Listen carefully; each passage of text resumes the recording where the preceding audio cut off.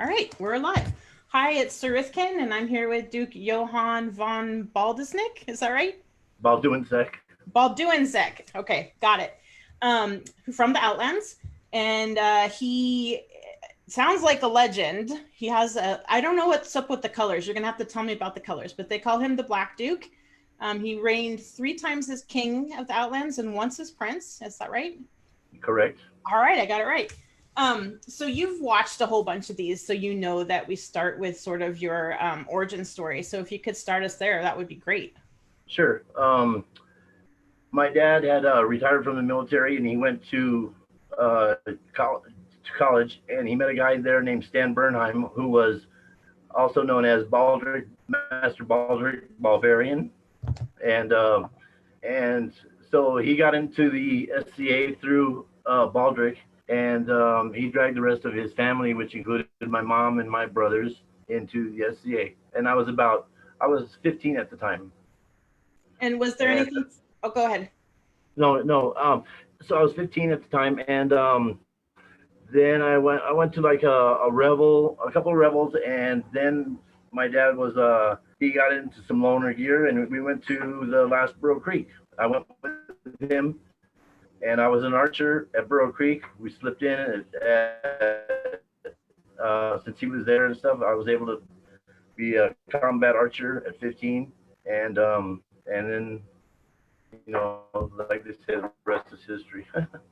But so yeah, and then from there on, the next I pretty much sucked for a couple years, and then I tried to enter Belt Crown tournament when I was 18, and they told me that I was not allowed because I wasn't 21, because legal age for signing anything was 21 years old, and so they said I couldn't enter when I was 18.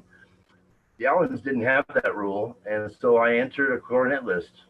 I finaled, and but I lost to Sir Barrels, and it was the final was a 2 out of 3, and each fight it went all three fights. Each fight was about 40 minutes And that was 3 years because after you we found the grew up. SCA.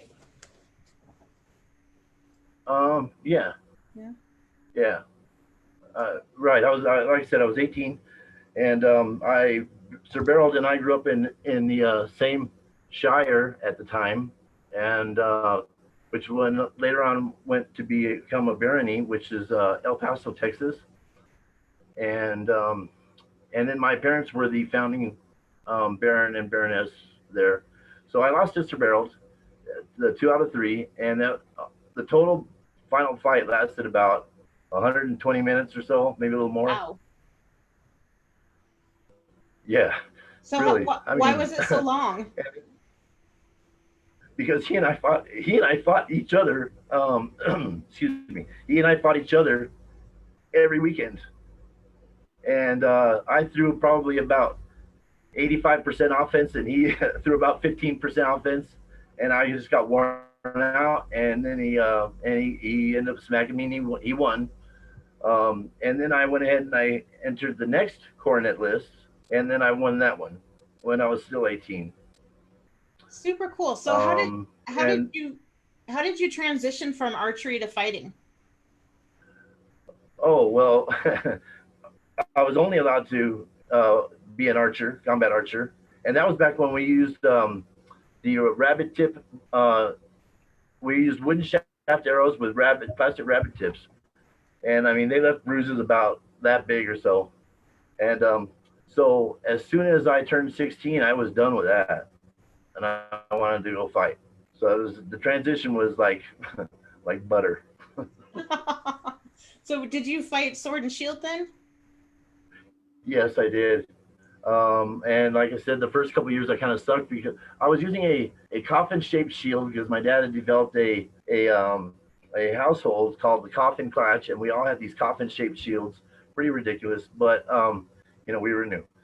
And then I saw a crown tournament, which and I forget who won, but Trelon was there, and it was in Coronado State Park in New Mexico, and he in passing said, hey kid, you ought to drop that coffin shield and get yourself a real shield and get yourself a heater. And I took that to heart. And he had explained that some of these guys that go in and fight these crowns, they actually train for these crown tournaments, and which was kind of a new concept to me. And so I began to use a heater, and I began to train, and um, and so yeah, I entered. So then I won the coronet list, the second one, and then that was the year that we turned in a kingdom packet or a packet to become a kingdom, and I was the last prince of the Outlands. Oh, So that super. was kind of fun because it was an extended reign. Uh, it was like about a 9 month reign or so while we were getting the kingdom stuff together. And I got to go to Estrella War as Prince of the Outlands. I got to go to TYC as Prince of the Outlands.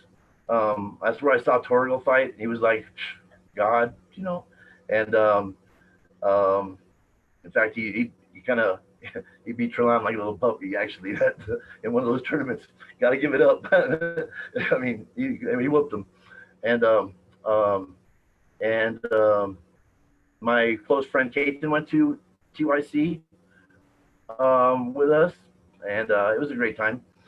And then, but at Estrella War, which was another little side, it, I was since I we knew we were becoming a kingdom, and I was the last prince. I knew that I was fairly untouchable, and so after we had beaten Kaid all day Saturday, and the war was points were safely in hand for Aitenveld, I was into my cups a little bit, and I got some advice that was probably not the best, and so I decided I was going to fight with Kaid, and so they could win a few points and have share in some victory.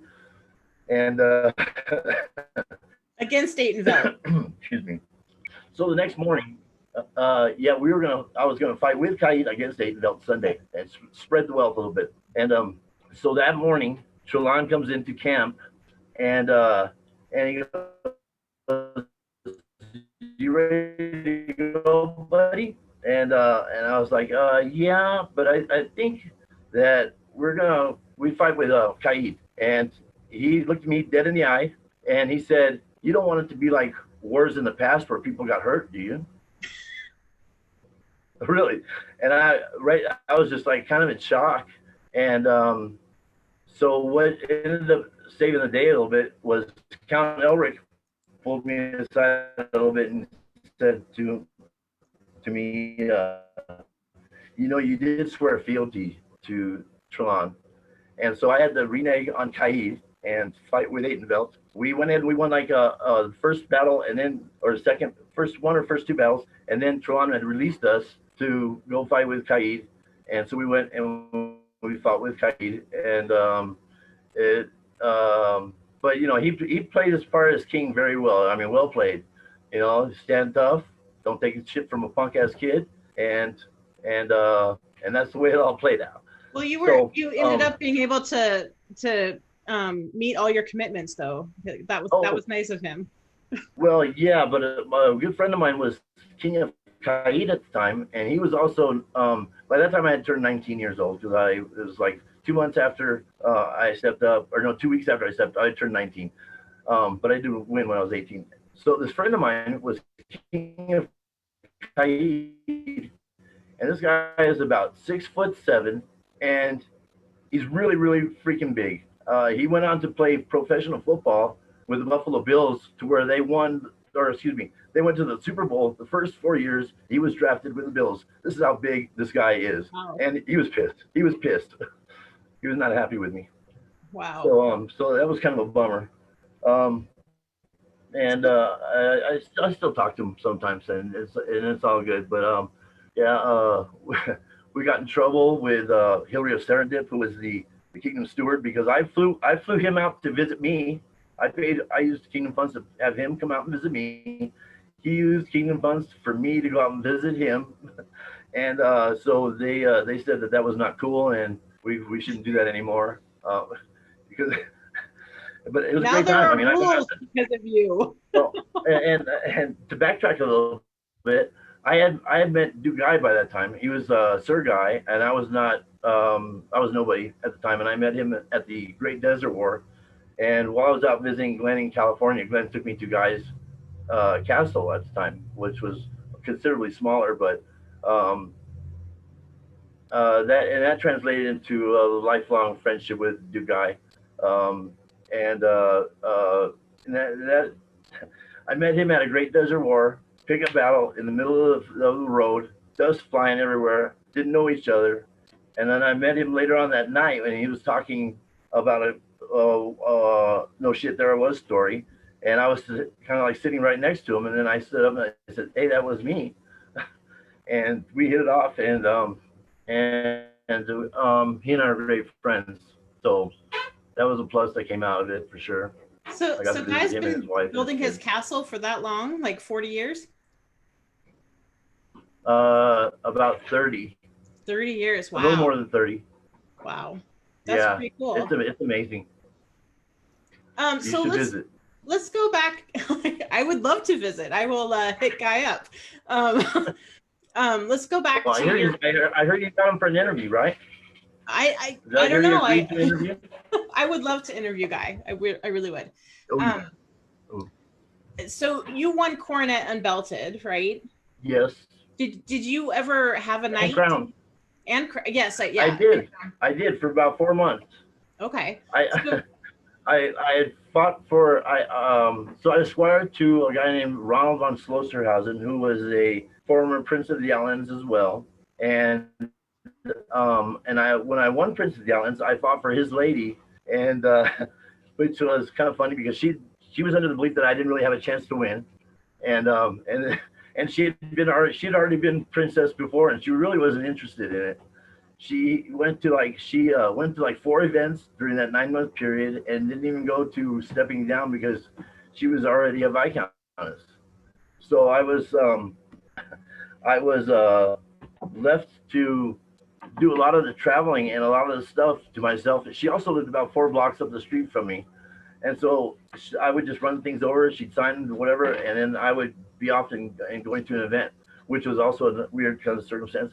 My parents played the SCA. My mom was at the time Kingdom Seneschal of Atenveld. My dad was Principality Earl Marshal of the Outlands. And so I got to hear a lot of the dirt and stuff and be privy to a lot of information at a fairly young age. And uh, so I would come home from school, or at the time I was going to some school, and my mom would have plane tickets already set up for me.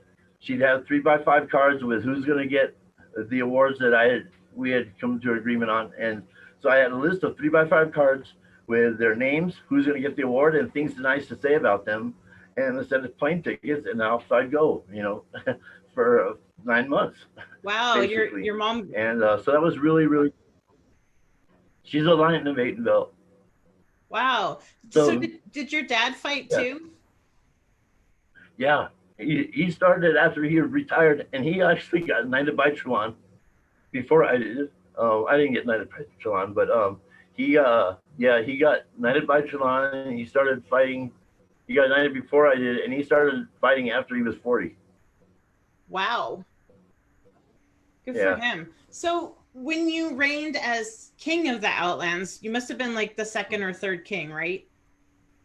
I was the second king because I had held myself out of Crown tournament, um, because I didn't. That we during our polling, the populace of the Outlands had said that I should be allowed to fight in the first Crown tournament, but I held myself out because I wanted to be involved in the process of Crown tournament and selecting the first king. And I fought all the buys, and I won all my buys. And But then Goonvault won Crown tournament, and Brian Tarragon was actually by that time Brian Tarragon was king of Atenveld. So um, so yeah, I wasn't the first crown, and that's okay. So I won the second crown, and by that time I was I think I was like 21 maybe 20, and then turned 21. Um, and that was for a friend of mine who has passed away named Duchess Catherine of Iveraw, who is also one of Jax's queens Oh, cool. later on. Yeah. Um, and she's got a lot of history with the Outlands. So um, yeah, that So so go ahead. So tell me about your path on fighting. It sounds like you got really good really quickly.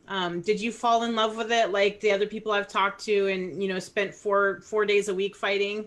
No, no. In No? El Paso, Texas, we were barely a shire, and I although like right after I was done being Prince of the Outlands, and I was like 18, 19, I had moved to Albuquerque, and because that's what you did. I mean, by that time I was in love with it, and I wanted to get better, and I wanted to fight everybody. But part of the reason I got good quickly was because my parents were kingdom and principality officers, and they traveled a lot. I got to go to a lot of events and fight a lot of people. Um, there were some good fighters in El Paso too. So that's what. But we only did practice once a week, and but when I went to Alberon, their practices were so huge and so full of quality that I progressed very quickly there.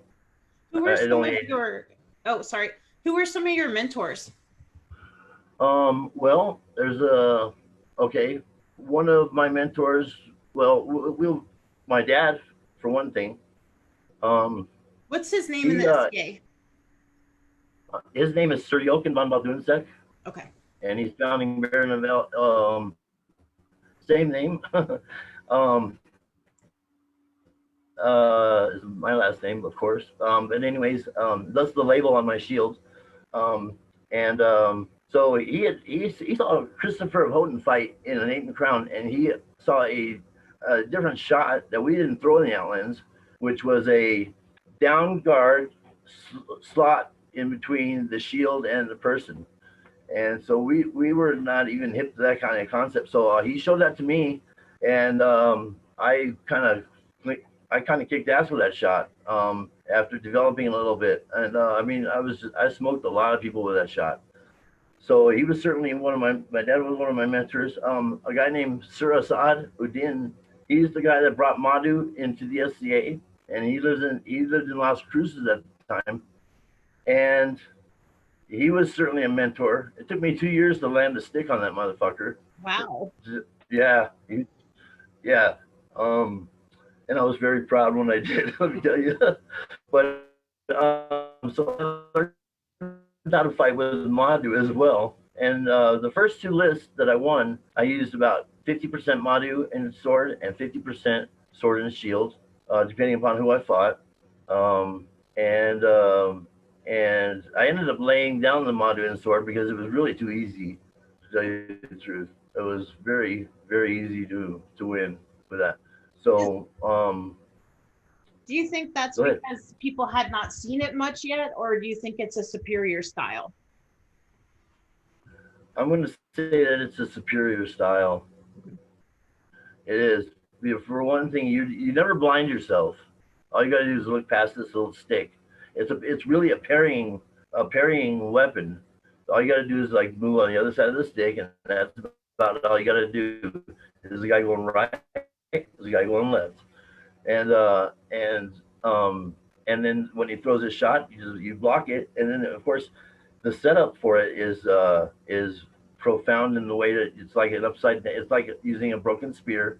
You can use one to set up the other when you're stabbing to the inside open area of a shield, and then you're coming back with a flat snap. It's tough to figure out which is the real shot. So I do believe it's a superior style. I laid it down. I can pick it up like that. I and Sword and Shield is just more fun and competitive for sure. More challenging. Absolutely, absolutely. Did you stick with the heater? I can see your heater behind you. Yeah, that's one of them. Yeah, I did. I didn't. I've used a couple other shields, but mostly because I had to in tournaments. We're gonna fight with rounds. We're gonna fight with buck, whatever. But heater is definitely my safety zone. Uh, I mean, I could almost fight with no armor and have my heater do all the work for me. My best armor was on my arm. No doubt about it. True. So because you were at the first Outlands crown and you won the second one, can you tell us a little bit about how those were run and how many people were in them and who you fought in the finals? Um, let's see. The okay. This was a while ago. The in the first crown tournament, like I said before, I had fought the buys and did well with those. And the final round was 2 out of 3 between a guy named Sir Stefan of the Wanderers and Master Gunvald Gulbjorn, who was also the first prince of the Outlands. He was also the first king of the Outlands. And but I'm going to reveal a little secret here. Is in that Stefan kind of gave me some bad advice about fighting against Aidenveld and going with fighting with Kaid. He said, "Don't worry, they can't touch you. Don't what do you got to lose?" So okay, fine. Well, I was a little bit bummed out at Stefan for that. We're very good friends now. We go hunting and all kinds of stuff together. But I was kind of miffed about that. And so when I was fighting the buys at the final, I kind of liked Stefan, and I kind of left him there for a little bit as a somebody would toy with their food, and and I kind of wore him out a little bit. So when he went to fight Goomball in the finals, he was a little spent, you might say. And so Goomball, if you're listening, that was your gift. you know, straight up. That's Um, funny. right, right. Stefan doesn't think it's that funny, but so anyways, and that was run 2 out of 3, double elimination, and then my fight where I won with for Catherine was down in my old hometown of El Paso, and I'm gonna say that that was probably a 2 out of 3 double elimination as well, because we seem to like those. Hmm. But to be honest with you, I can't remember who I fought in the final. Okay, no problem. I really can't. Uh, I can remember that I was quite amped up. I mean, I was doing like handstands in between rounds. I was very comfortable. Um, I don't think I lost. Um, and and so yeah, then and yeah, I can't recall who I fought. To tell you the truth, I'd have to That's look it up. okay. Is was that normal for you to do handstands between rounds and stuff? No, I was just kind of enjoying. Actually, I felt fairly untouchable at the time. Fairly comfortable, and didn't have any worries. So you reigned as king as an unbelt. Were you knighted when you stepped down after your first reign? No, no. Let's see. No, because all right, here goes another little story. Great. So the Gumball was the first. So Gumball was the first king. I was the second king. I had very good friend of mine by the name of Aragon Skull Crusher of the Crimson Company, and so I had helped train him, and he ended up winning the third crown tournament. So let's see, um,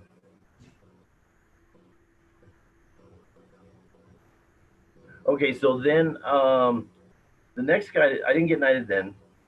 The next guy to win was a guy named Hagen Silver Skull, and he was kind of he was his queen was not a very good queen, and he really wasn't didn't have the nuts to stand up to her, and so they had a bad reign, and they got to where the former kings and queens of the islands had taken some situations to the board. The board made a decision to, as soon as they had crown tournament, they were going to be done with their reign, and coronation would be that same day.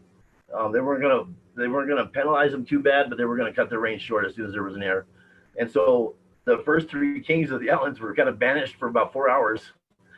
And the guy that won that tournament was a guy named Sir Christopher of Houghton, excuse me, Duke Christopher of Houghton, who had won in the West. He had won in Aidenveld, and now he had just won in the Outlands, and he ended up knighting me. Um, and so that was kind of a privilege and an honor for myself because he goes back to when the SA started. His dad was, I believe, William of Houghton, and at the time I think Christopher of Houghton was either the first or second guy that had ruled in three kingdoms. Um, so he knighted me, and he knighted me on the day that I also was having my SCA wedding. They offered it to me, and then I stood vigil on my wedding night, which is kind of like probably something I deserved. and yeah, uh, oh, let's see. So so then I got knighted by the fourth king, or no, the fifth king. I'm sorry, and um, and the okay, I left out a little bit of part of that. When I was king and I was a non-belt, I had knighted two individuals, which were Argon Skull Crusher, the guy that I was training and that ended up winning crown, and he was really the epitome of knighthood. I mean, he did all the requirements, and it was not a chore to him whatsoever. And he was a good fighter. And so I knighted him at Estrella, and the little bit of a discrepancy was that when Gunvald was king the first time, we went in setting customs and traditions, and so he knighted the first guy. He knighted the first guy, which is the guy that we deposed as the fourth king, and he knighted him without a buffet, and he was a master at arms. So I that didn't that even though I was not a knight, that didn't sit well with me that we're going to have some master setting laws or customs and traditions for knighthood. It just didn't sit well with me. So I gave Argon Skullcrusher a buffet. I his brother, who was a knight, Sir Nikolai the Desert Rat, did the dubbing for since I was not a crown, and and I delivered the buffet. And I wanted to make a point, and he is a very good friend of mine. And so I went ahead and I gave him a buffet in the jaw with my fist closed and sent him about four ranks back into the knights. And Sir Raymond the Quiet caught him and stood him back up. And and we kind of joke around here that that was the buffet heard around the world. And I mean, Dugai was there, Trelon was there. They say it's one of the hardest buffets they've ever seen. Wow. But yeah, so I gave him a jaw, and the funny part was that his girlfriend had bought him a new helmet for his getting knighted, and he couldn't put it on. Oh. His jaw was swollen. Yeah, so that was. But anyway, so we continued to be good friends, and then the second guy that I knighted was Duke Leaf Iverson, who is Count Oz's uncle who passed away, and that was a very sad moment. And so back to where I was so then when I got knighted by Christopher Houghton at an Outlandish, Artan steps up and asks the king for a boon. He wanted to deliver the buffet. Did he let him? Oh yeah, oh yeah. I mean, I stood there. Oh yeah, no doubt about it. But Artan is he is the good for every bad part of me. I mean, I stood ready for it. I gave him the chin. Go ahead, give it to me. And he set up for it, and then he hit me in the ribs and bruised my ribs pretty good. So um, yeah, the crowd was like went kind of quiet when he asked the boon of the king to deliver the buffet. I mean, it was like payback is a motherfucker. Right. And so, anyways, um, oh yeah, right. So that went down, and then I had my SCA wedding at that Outlandish, and then after Christopher was king of the Outlands, he had a crown tournament, and we had a few dukes that lived in the Outlands. but they were all dukes from other kingdoms, or they were old, or they didn't play anymore. And we had maybe 4 or 5 in the kingdom. So this next crown tournament that Christopher was that he was that he was having was going to be between Arton and myself to see who was going to become the first homebred duke. And I lost, and he won, and I had thrown my shoulder out in the final round for that one, but I managed to take one of the wins out of a 2 out of 3. Um, and so then I won the next crown tournament for my wife, girlfriend at the time, and um, and so I followed Art. So Arton became a duke before I did. I became a duke right after he did, and I was a duke by the time I was 24. Wow. So yeah, it was a good ride, for Yeah. sure. So back in the day, Hmm. did you train for crowns or Oh yeah, yeah? So what did you oh do yeah. to train for crown? Well, I lived at my parents' house was at the base of the Franklin Mountains in El Paso, Texas, and I would run up the road to the tramway. I would run there, and then I also ran to the park. We had a big baseball field, and I would run laps around the baseball field, and the light poles that would light up the park at night. I would stop at each pole, and I would throw a series of combinations, and I'd run to the next pole, and I would do that for a few laps, um, most evenings. Um, and I had a pal at home that I would practice with, so that I had a pretty quick flat snap, for those good old mountain boys that are, out of the way of all the coastal big cities and all that stuff. So yeah, so I did some running, and then I did some pal work, and that was about it. Cool. So you did win a third crown, right? I did. I won for my mother. Oh, I was gonna ask you if you fought for your mom since she did such a good job organizing your principality reign. That's really cool. So how was that?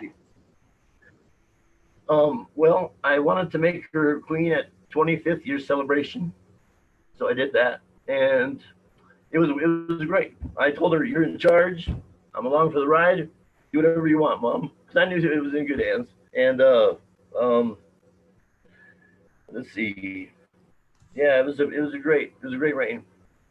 We, I thought we represented the Outlands well at the 25th year celebration. Very cool. So So, and that I believe that we were the first mother son um, crown in the SCA.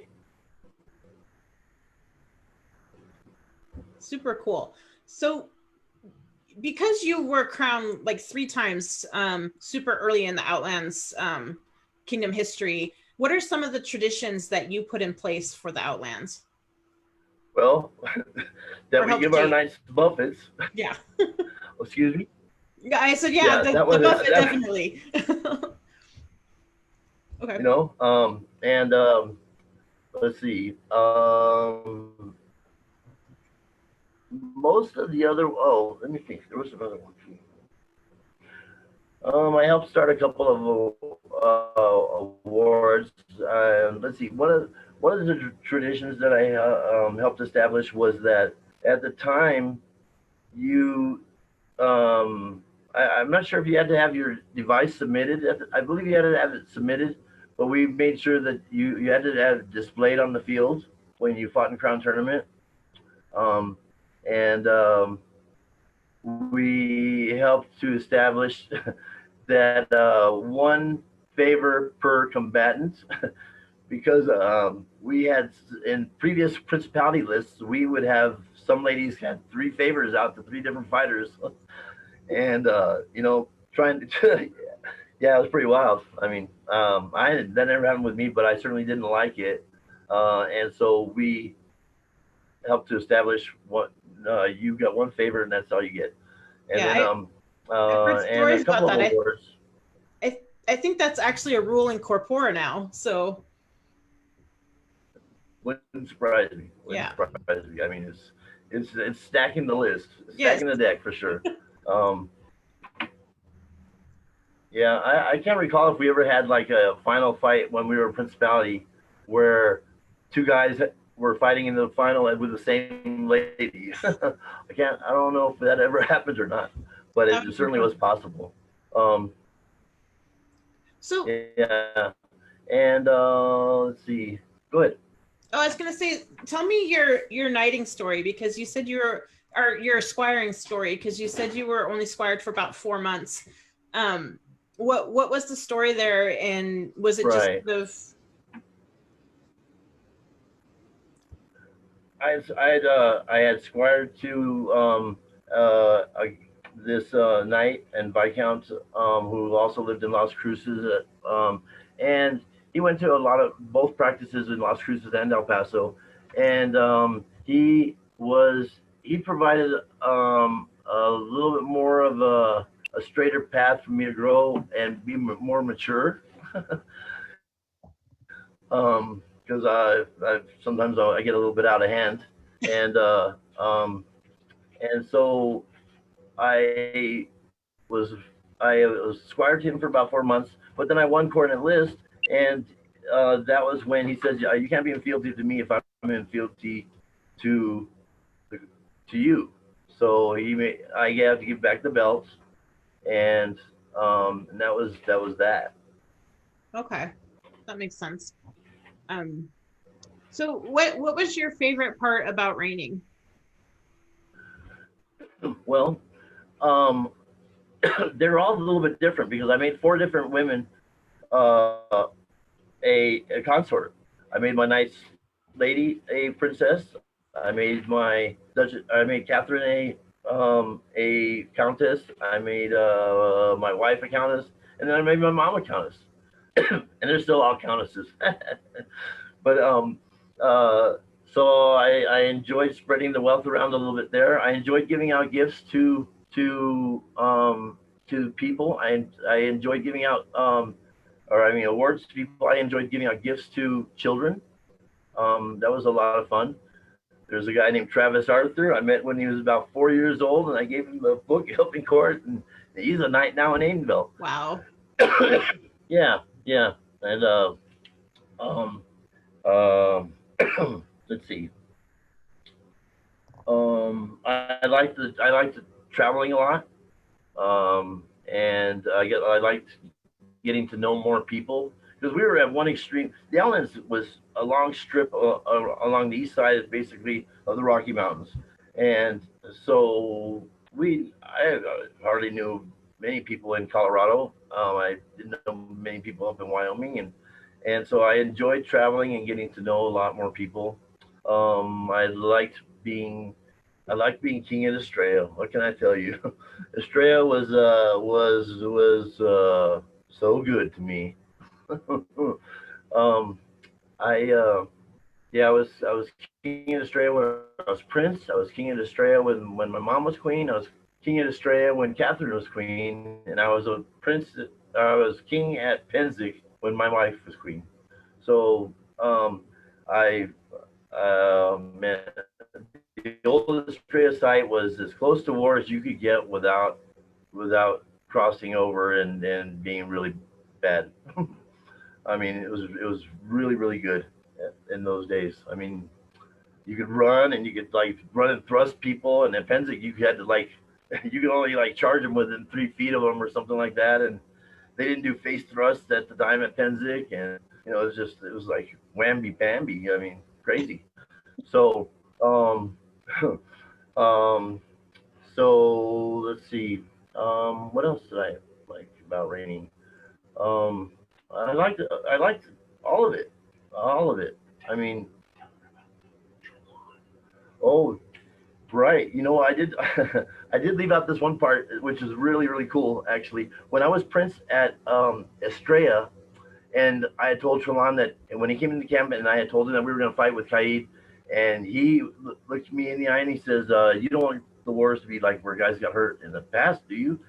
Right then, in my camp, about 20 visors behind me slammed shut. Bam, bam, bam, bam, bam. And it was at the time there was it was a style in the Outlands where they had a visor that lifted up and then slammed down with little buttons and um, and it was so, you want to talk about a boner when you got about 20 guys behind you slamming their shield their face plates shut, eh, and you got this king who is an awesome fighter, and he's standing there in a relaxed guard with his sword on his shoulder, his shield in front of him, and it's kind of like making a little threat to you. It was like really fantastic to have all these helmets slammed shut behind me. It was epic. It was Yeah, they awesome. all had your back. Oh, big time. And it was so cool. Thank God for Count Elric pulling me over and say, you swore fealty, right? And of course, and I went with that because Oh I yeah, swore that. that fealty Yeah, thing. oh yeah, yeah, exactly. So You know, tell me the story of the Black Duke and the Duke colors. okay, um, okay.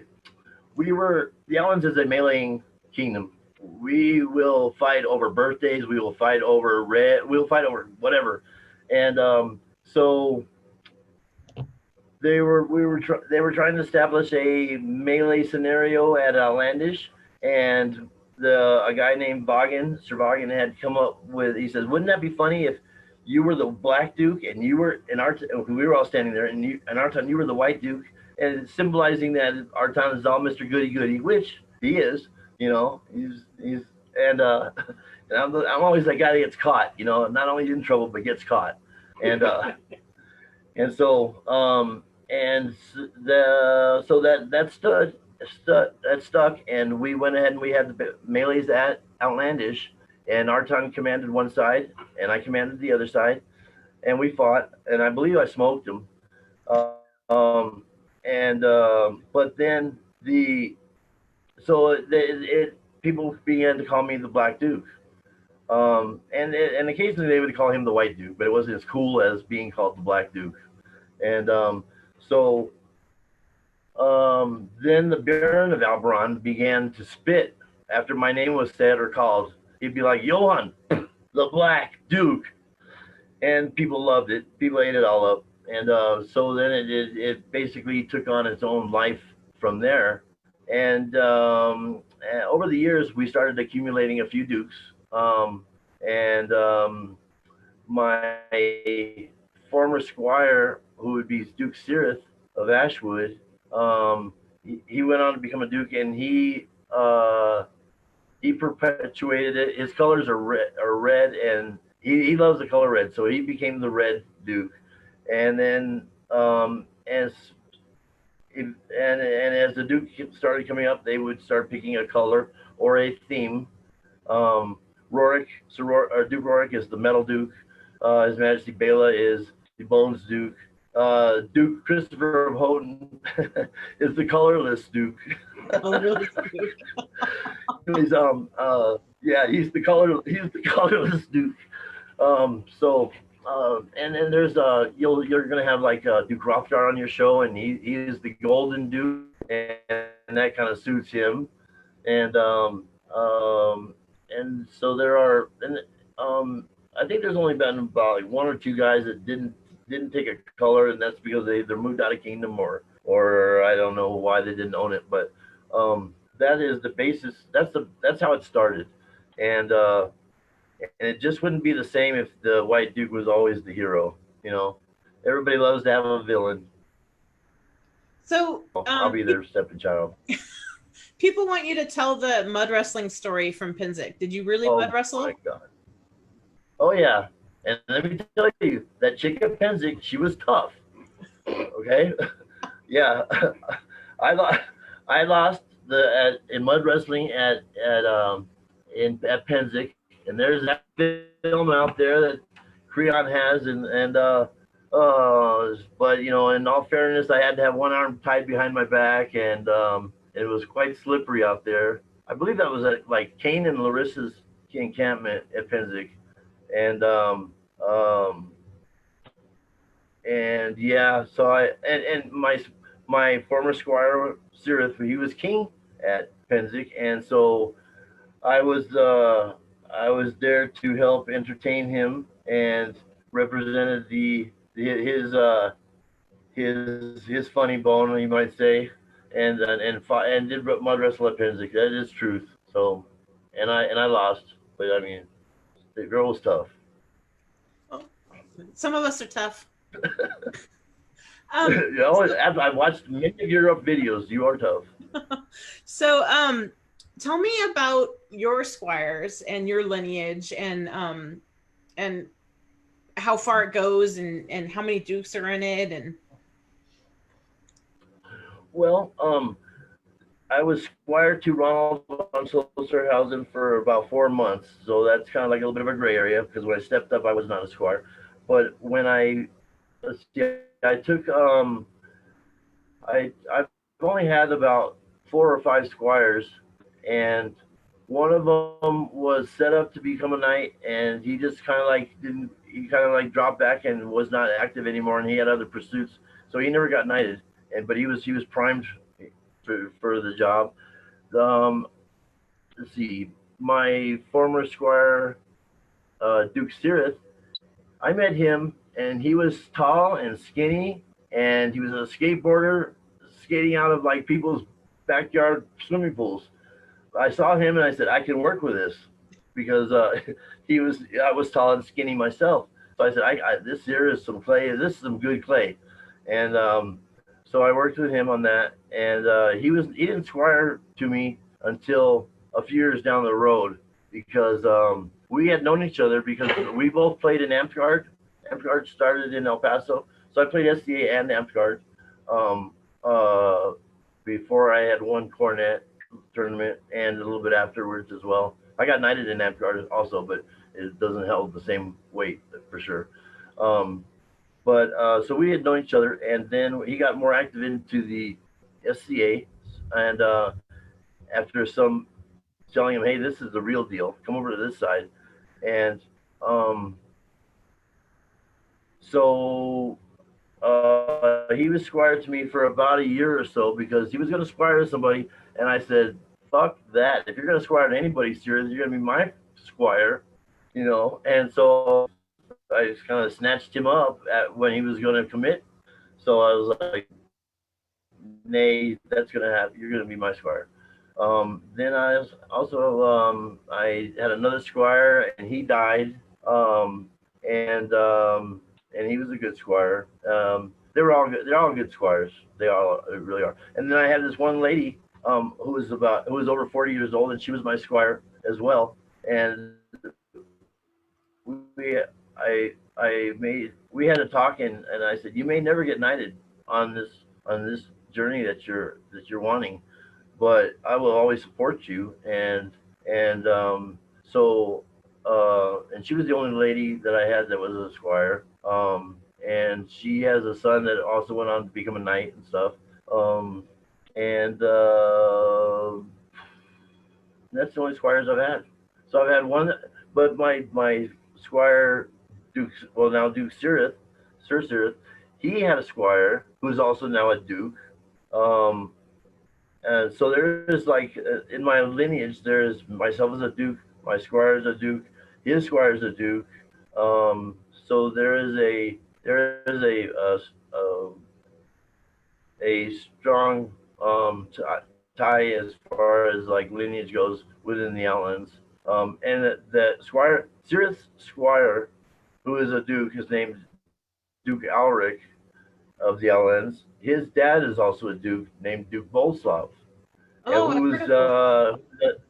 right, and he was actually Jackson's squire at one time.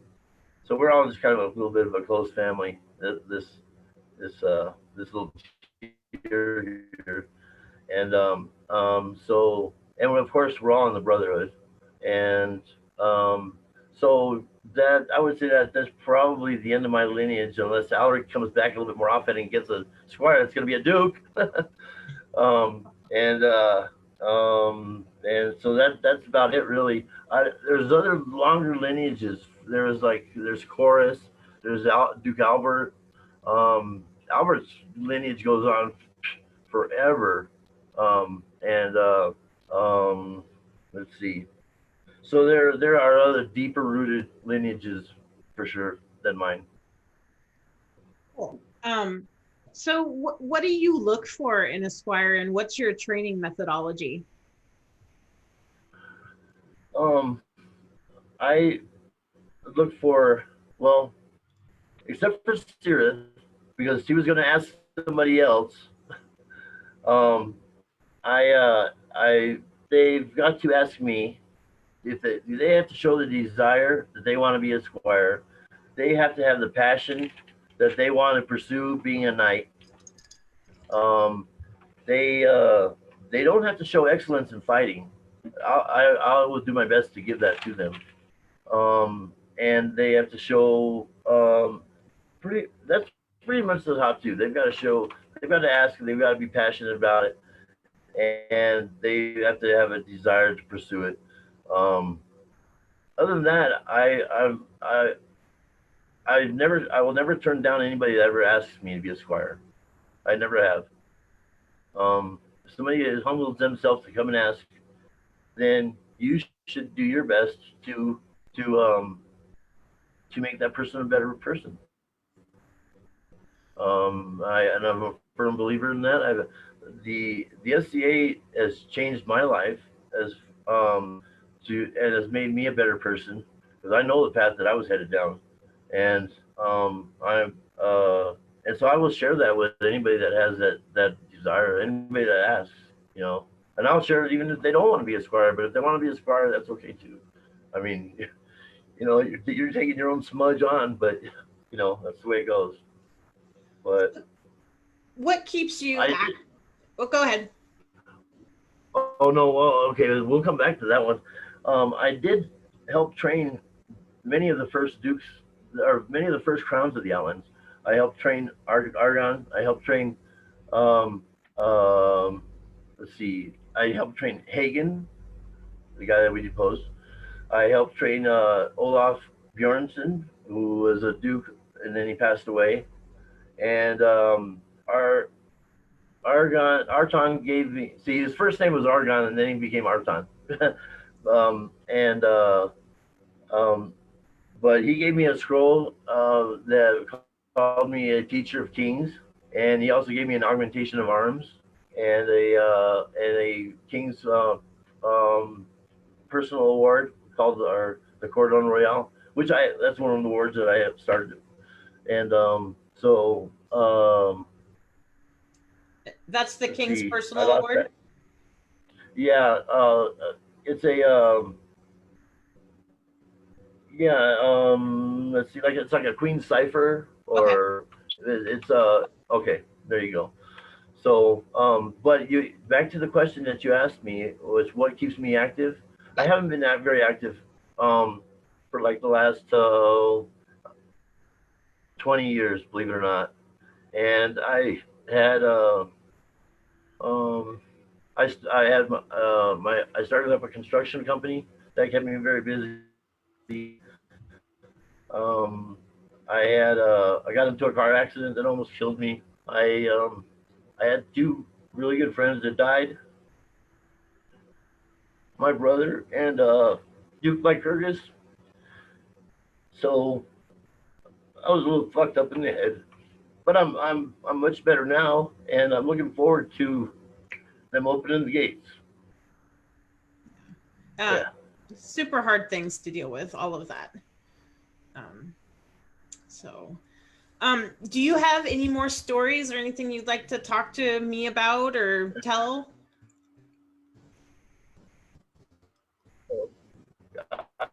Let's see.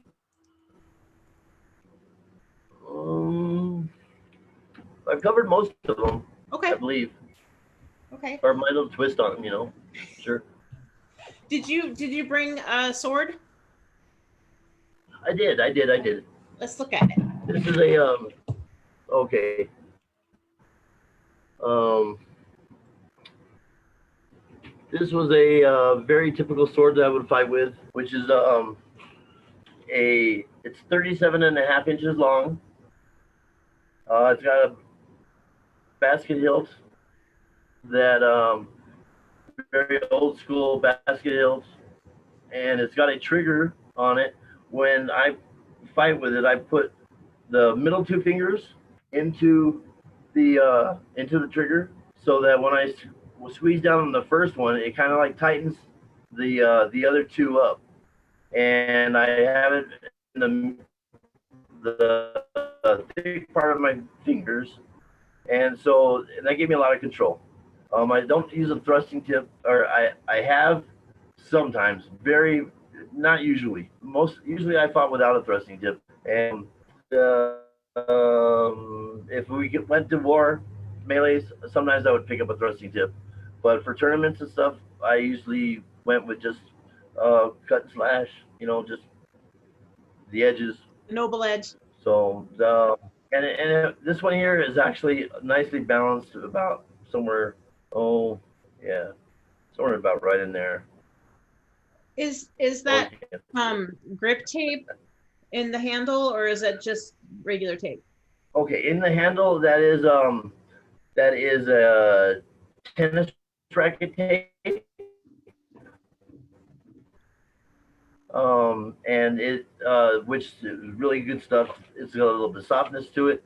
Yeah. Back in the day, I didn't use that. I back in the day, believe it or don't, I would fight with a sword that was probably about 2.25 inches in um, diameter. So this one here is about 1.25 inches. So if you added on another inch, that was my typical sword, and it weighed about roughly 4.5 pounds.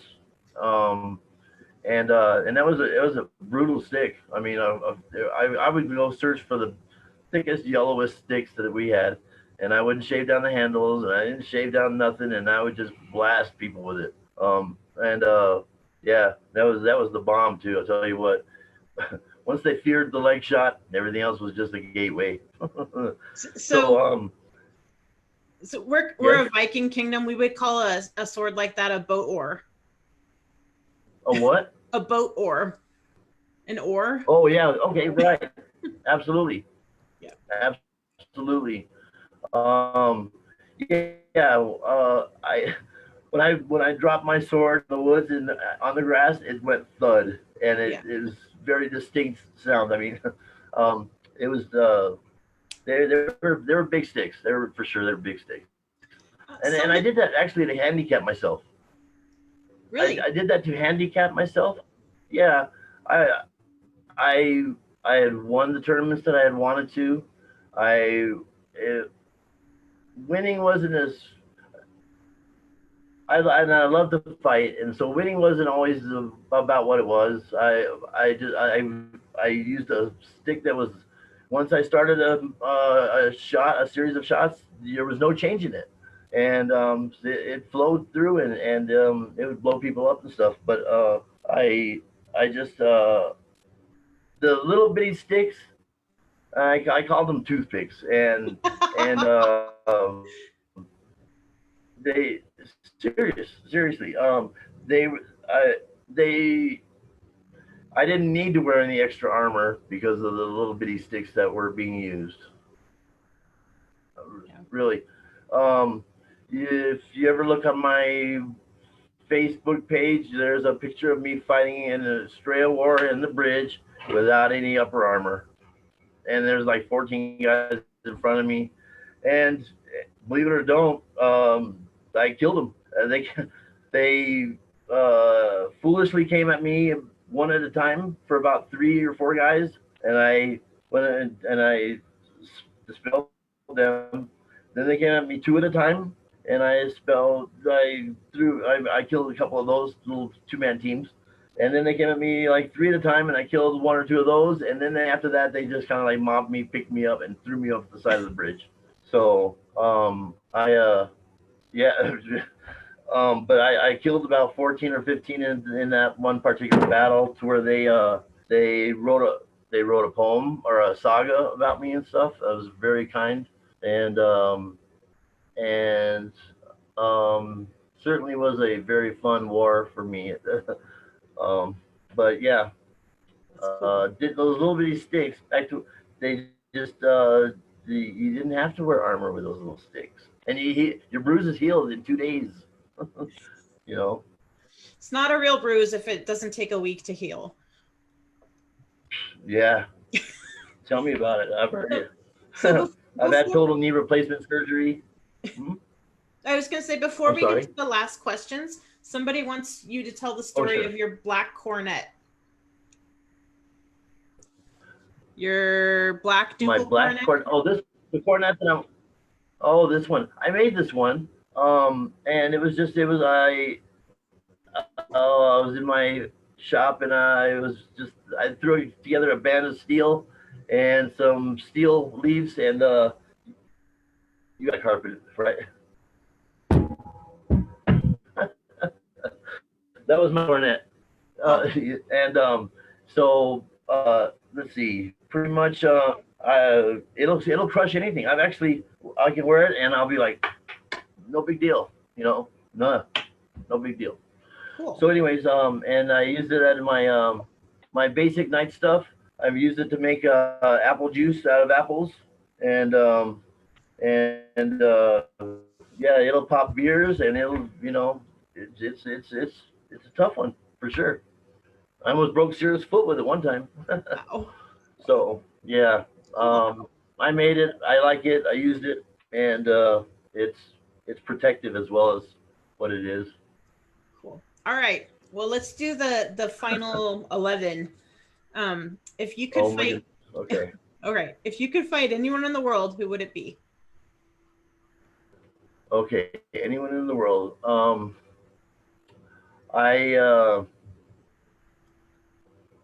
I, there's a couple of people. I know we're allowed to do this.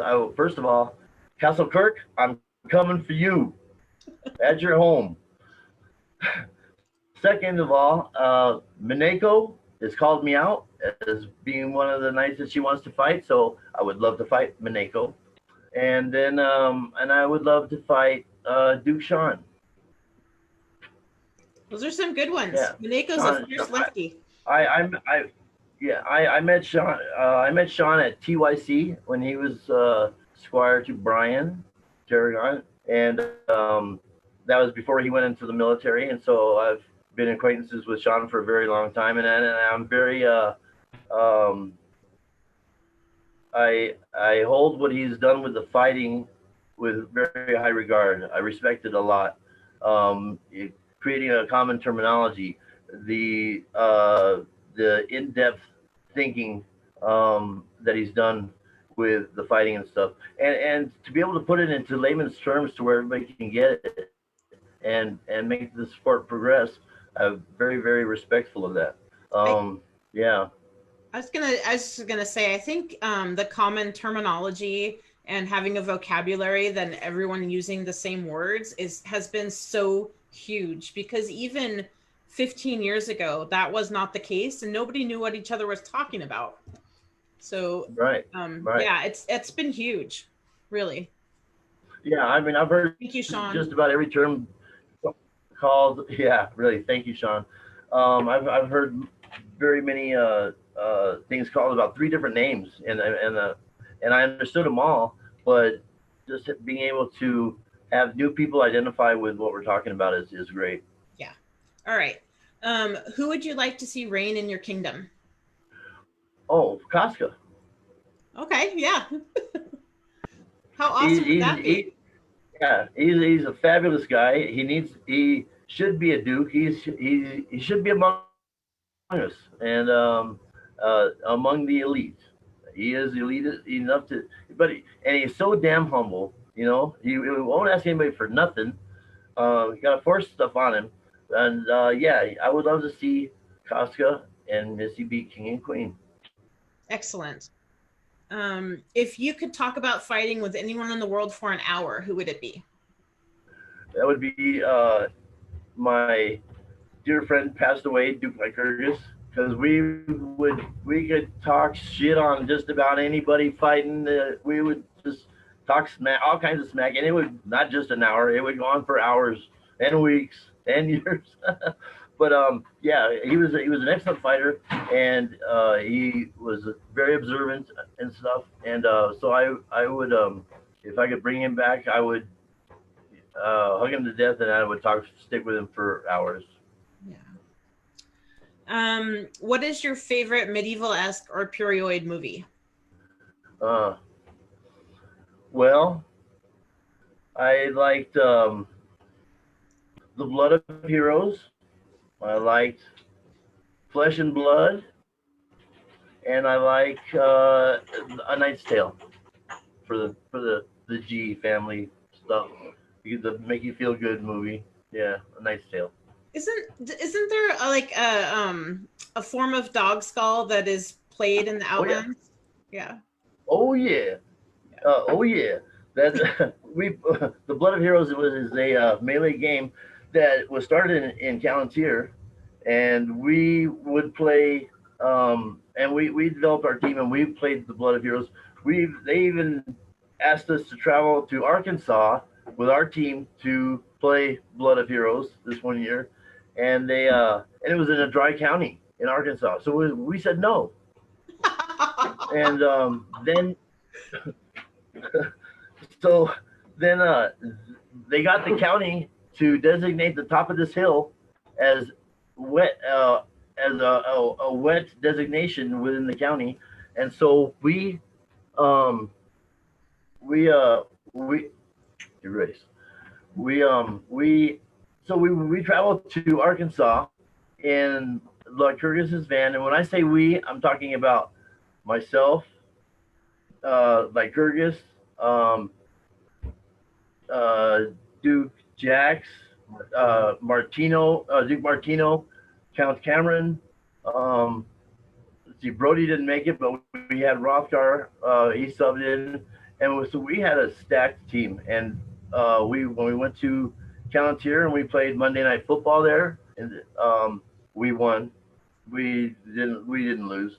When we went to Arkansas and we played Blood of Heroes, we didn't lose.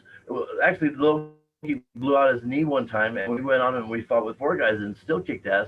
And then we pulled out one local guy in Arkansas, and we made him a hero, and he allowed him to fight with us, and we won. And so he was like a stud for the day. But we had a traveling melee team that was difficult to match, for sure. Very cool. I mean, Um, yeah.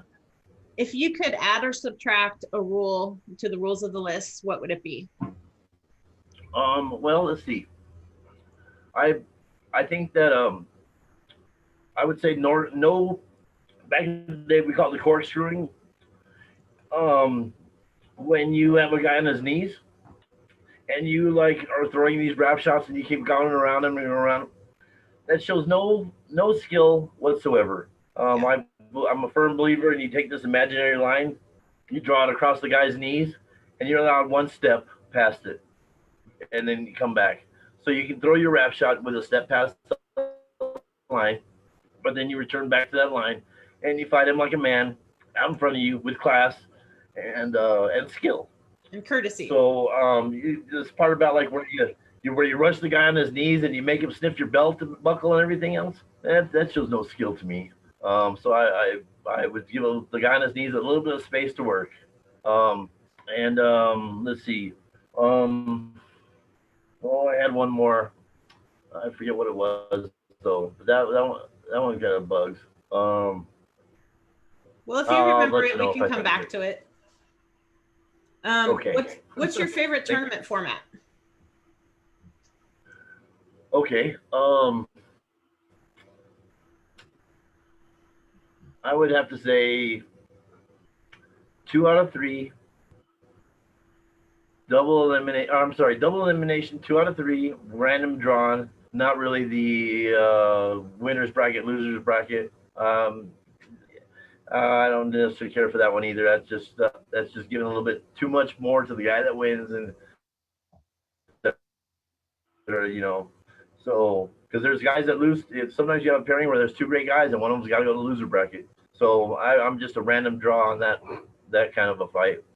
So 2 out of 3, double elimination. Cool. No sloppiness. What is your favorite event? Okay. Well, hands down, it was Estrella War a number of years ago at the old site. Hands down, by far, I left my mark on that site for sure. Um, and Outlandish has always been a good one to me. But I would have to say Estrella War. And If there currently, was I don't know.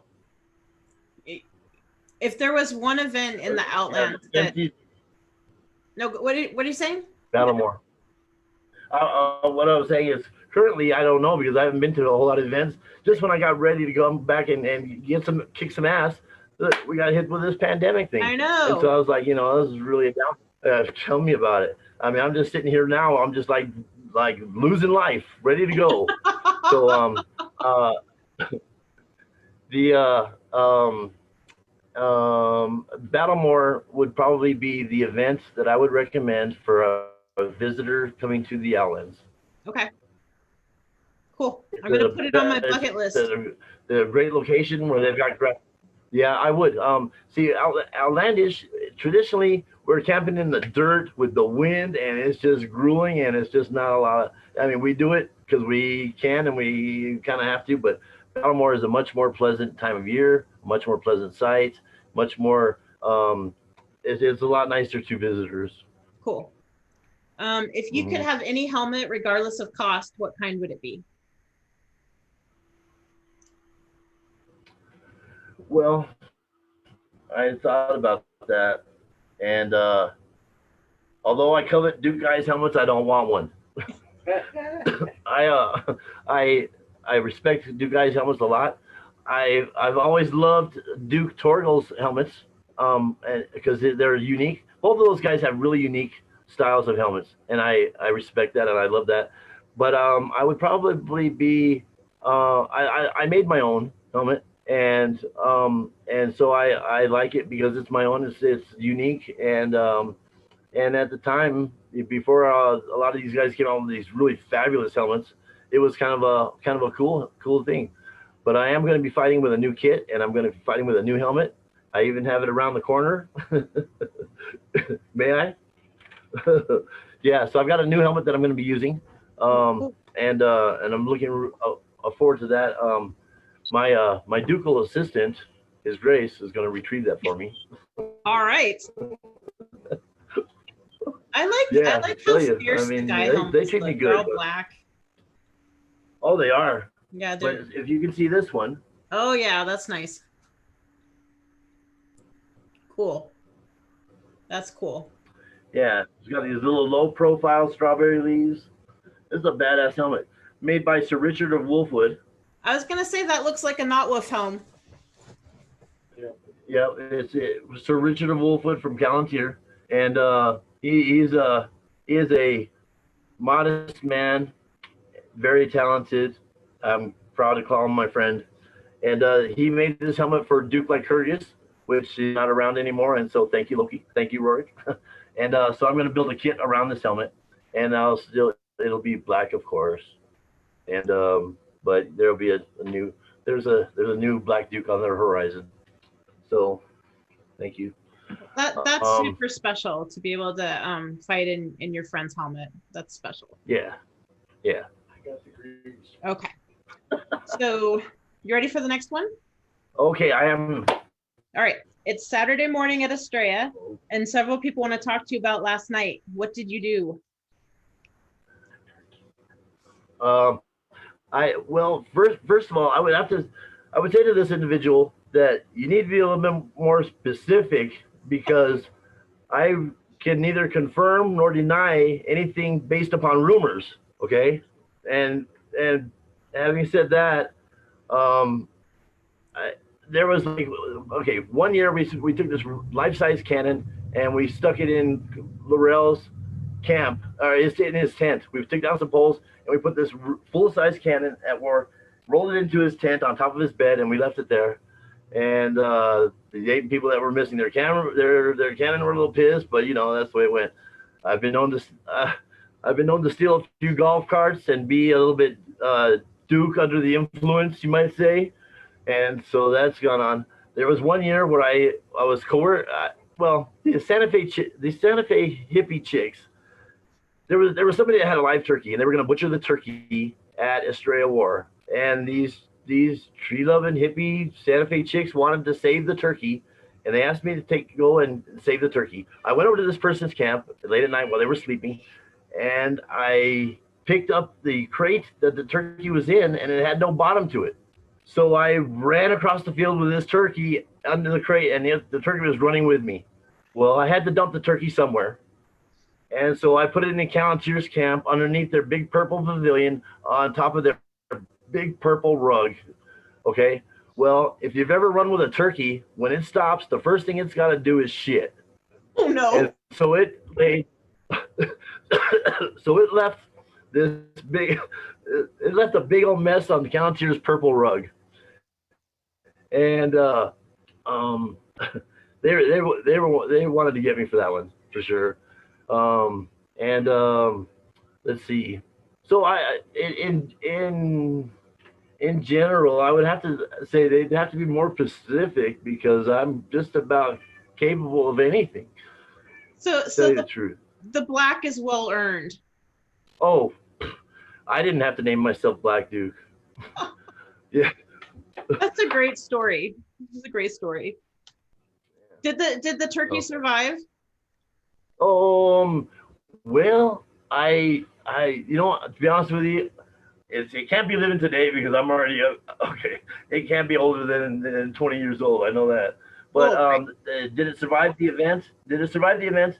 I'm gonna say it probably didn't because the people that were missing the turkey were kind of pissed, and it was people from the West Kingdom, and the king of the West at the time, I forget who he was, but he was kind of pissed because he was sleeping with his mistress, who ended up he had to be woken up in the middle of the night, and so it was just kind of a little bit of a fiasco. And but it was fun. I didn't get into too much trouble, but I would say the turkey probably did not survive. I did my best. So good. All right. Who is your favorite fight ever? Ooh, okay. Well, I'm gonna have to say that it would probably be ever. That means down to one, and that would probably be Castle Kirk. I thought I have when he went out to an Outlandish one year, and we didn't get a chance to fight during the weekend, and he was leaving Monday night morning, catching a plane back to California, and so we said we're gonna fight tomorrow at the crack of dawn, and so we as hungover as we were, I went in and I went to go look for him to see if he was really going to be armoring up, like at sunrise and stuff. And sure enough, he was putting his armor on. So we woke up the Outlandish camp at about it was about 5:30 in the morning, Monday morning, before people had to pack up, with all kinds of bashing and I mean we woke up the whole encampment because you couldn't sleep through the blows that were being thrown, and also the first time that we met, the first time I met Castle Kirk was at that one desert war, and I mean there was a ton of dust that we kicked up. It looked like a dust devil, and so he is probably the most fun. I love the fight dude guy. He brings it at you 110% all the time. If you're weak, get out of his way. Yeah, I got to fight him at and I love that. I love that about him. Yeah, I got to fight him at Ontario West War in 2019, and man, he still throws with like 110%. Super fun fight. He used to practice with a solid steel. He used to practice with a solid steel bar, and really? I mean, and the guy like lays concrete all day because it's fun. Yeah, he throws around concrete because it's fun. I mean, what? Who? He's got to be the most interesting Duke in the SCA. Probably. Absolutely. Okay, and then the bonus question is, who's the cleanest fighter in your kingdom? But you haven't been playing much. Do you have an answer? I do, and I'm going to throw it out there, and I'm going to say it's probably a guy by the name of Sir Thomas what was Thomas's last name? No, Thomas of Somiswell. Yeah, Sir Thomas Winterbourne, and he's a big, huge guy. He's gentle as fuck, and he takes all of his blows coming in, and he's very profound, prolific, and he doesn't really bitch or care, and he's a good, clean fight. Cool. But my view is tainted because he's in the Brotherhood, and I didn't even really think about when I answered it, but he is he's a really good guy, and he takes all his shit. Excellent. Excellent. Well, thank you so much for talking to me and telling us all these stories. This has been super fun. I really appreciate it. I appreciate hearing about back in the day and the Outlands and the Aitenveld. That's super cool. So. Thank I want to thank you for the I want to thank you personally for the shows that you've been putting on. I've enjoyed them immensely. I have great respect for that. The creation of an SCA library that can be used as a utility, as a reference, as enjoyment. I love it to death. So thank you. Well, you're very welcome. And for those of you that don't know, all of these go on YouTube, and there's a whole playlist of just the ducal ones. So they're gonna live there forever, or at least as long as YouTube survives. So anyway, tomorrow I am talking to Duke Rothgar, who is the Golden Duke. So that should be super fun. Very, very intelligent guy. I've known Duke Rothgar. I've known Duke Rothgar since before he was allowed to fight. Really? And yes. He and my buddy here, Duke Rorick, they were both teenagers at the time, standing on the sidelines, watching the SCA, waiting for themselves to turn 16 so they could go and fight. And they had their sticks ready to go, and they had everything just ready to jump into the SCA. Of course, I would borrow their sticks and break them. But these guys were like they're really special guys. And many of you know both of these individuals. And Rothgar is a super intelligent person and a very kind man. Recommend it. Watching the show. We get to talk to him tomorrow. I will be I'm watching. Excited. So thanks again, and thanks everyone for joining us. And we'll see you later. Bye-bye. Bye, Rifkin. Bye.